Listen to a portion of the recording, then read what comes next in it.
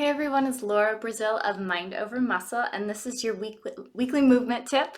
And this one is another kind of movement, little mini workout that you can do with 3 moves to unsit your body, unkink the pieces that often get really tight when we sit.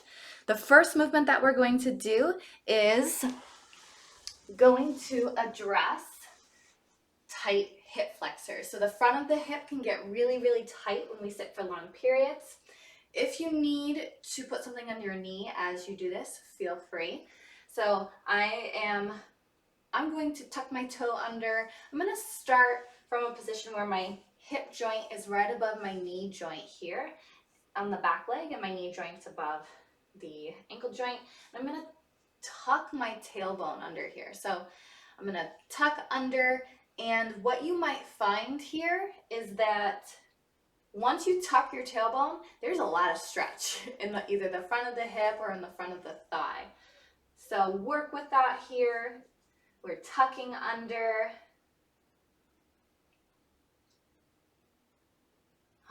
And breathe. Don't forget to breathe. If you tuck under, don't forget to breathe. Sometimes it can be really tight. If you feel like, okay, I have a little bit of room here, then what you can do is you can tuck under, and then you can take your pelvis forward. Try not to lose your tuck though. So we're trying to keep that pelvis tucked as we go forward. And you can come back. So tuck the tailbone again and move the pelvis forward if it's available to you. It might not be. If you're going to be sitting a lot for work, or if you're on a long car ride, this is, you might not have a lot of length if you've been sitting a long time, or not even just like those short periods like, you know, I took a long car ride, or I worked a lot today. It might be, I've worked for 40 years sitting. So you might be really tight.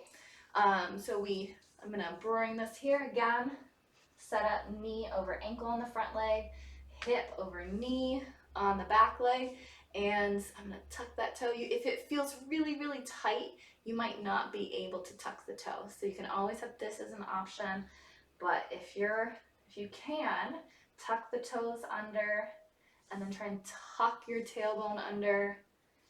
I've got a nice stretch. I've been sitting a lot.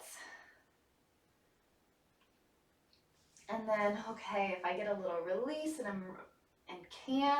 I can take the pelvis forward a little bit too.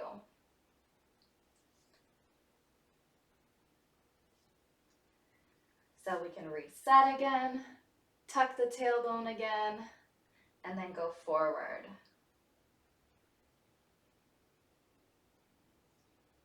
Whew.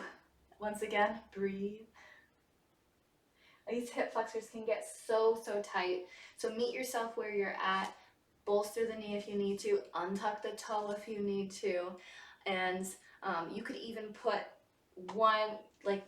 a chair under the front leg side to help support you as well. We're gonna come up now. Another area that tends to get really tight, we have the hip flexors that get tight. The hamstrings tend to get tight when we sit a lot. So we're gonna do a stretch for the back of the leg. I'm gonna send my hip joint back behind my ankle joint. I'm putting my hands just above my knees to support me. If that doesn't feel good, then use a chair in front of you. A wall is also nice. So I can go here. My legs are straight. I'm focusing on this, getting my hips back as far as possible to stretch out the hamstring. Now, if you don't feel any stretch in your hamstring here, it could be a couple things. It could be that you feel it all in your calves. I have some people who are just really tight in their calves, and so they feel it in their calf before they feel it in their hamstring. You're gonna have to, that's okay. So if you feel it in your calves, that's fine. The other place that people will often feel it is their back. So most of the time people will feel it in their back if they're not actually taking their hip back behind their ankle. So see here, you can see my hip going back behind my ankle, whereas a lot of times I see people do this stretch and the hip doesn't move back behind the ankle. So if you're doing this, you might not feel anything in the hamstring at all. You might feel it all in the low back, which might feel really good. So enjoy it. But then do come and try it with sending the hip behind the ankle. And then if you still want to, you can round the back. But now we've also added in the hamstring piece. We'll get more hamstring if we keep the spine in neutral here. So anytime you bring the low back into it, it'll kind of, it's like the back side is a rubber band, and when we curve the low back, it puts some slack in the rubber band, that is the muscles on the back side of the leg. So if you want the most stretch for the back side of the leg, you want to keep the low back in neutral. So that's our second stretch there. And then our third stretch is, a lot of times when we sit, our shoulders can go crazy. They can get really, really tight. So we're going to use the wall again. You could also use a countertop for this, or the back of a chair. But I'm going to put my hands on the wall. This will look very similar to the one we just did, but you can bend your knees a little bit. And what I'm doing is I'm trying to stretch out the area between my shoulder blades. Like, it's really, really tight. So I'm going to let my head hang. Hello. I'm going to let my head hang here. And I'm going to try and let my spine move down in between my shoulder blades. I'm going to breathe. And on this one, this is the thoracic spine stretch. That thoracic spine being the upper back, the area between the shoulder blades. I'm going to try and breathe and expand my rib cage between my shoulder blades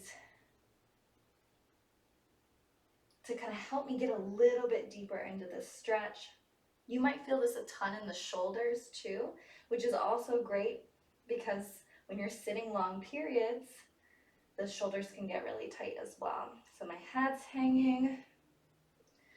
My low back is still neutral here. I haven't rounded the low back. I've taken the stretch out of the back of the leg by bending the knee. And I'm breathing into my upper back. All right, shake that out. I'm going to do one more pass here. You can join me. First, start with that hip flexor stretch, tucking the back toe and tucking the tailbone, and then going forward a little bit if it's available to me. I'm just going to take a couple breaths in each of these. And switch sides. Tucking my back toe and tucking my tailbone, and then taking my pelvis forward if it's available. If you're already feeling a ton of stretch, even with just the tailbone tuck, there's no need to go farther forward. A lot of times this stretch is done with the goal of looking a certain way and like, I can go this far, which is fun. But I really want to focus on my hip flexor. When I did this, the way that I moved my hips and my low back in relationship to each other didn't allow me to get a really great hip flexor stretch. All right, I'm going to come up. I'm going to do my hamstring stretch again. So we'll do from here, taking my hips back behind me, trying to maintain my neutral spine, straight leg. And because I want a little bit more stretch here, I'm going to take my hips side to side for a couple times each direction. And then finally I go back to the wall or counter, whatever you're using, and try and let my head hang, let my spine move down in between my shoulder blades. Breathing into my upper back. Feeling a stretch in the front of my shoulders. And hopefully some little changes in motion in your thoracic spine. All right, I hope that you've enjoyed this little mini movement session for unsitting yourself. And I would love to hear how it serves you. Bye, everyone.